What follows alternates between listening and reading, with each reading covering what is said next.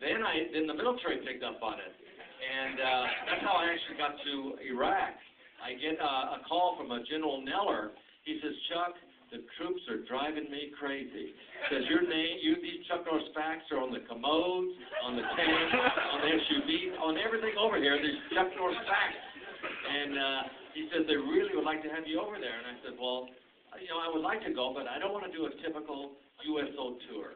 That's where you get up on stage and you just wave. I said, if I can go over and mingle with the troops and be able to take pictures and shake their hand and go to places, camps and bases where most celebrities don't go, I said, then I would like to go over there. So I did. I went over a few years ago, and I went around to 11 different camps and bases and shook hands and took pictures of about 17,000 troops. Shook hands with 17,000 troops.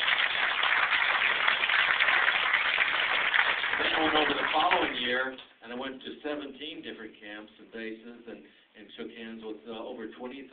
But I'll tell you, it was one of the greatest experiences of my life, even though it was really a tough, wearing 80-pound flak jackets and getting in and out of the helicopters and flying. And we're going across one place it's called Death Valley.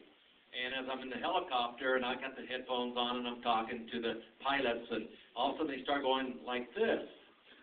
And I go, hey, I said, what's going on, guys? He says, well, this is where the insurgents try to shoot us down, so we try to do evasive maneuvers. I said, well, keep maneuvering.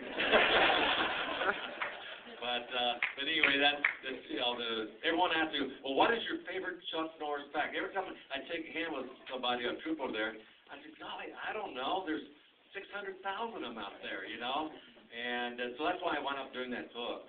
I said, well, let me figure out the 101 favorite ones that I like, and then I told stories, behind each fact.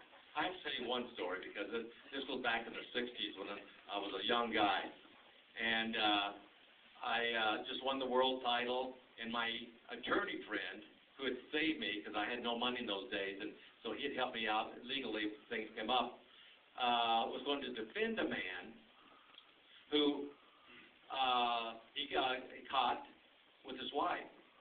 And the man he caught was a black belt in the martial arts.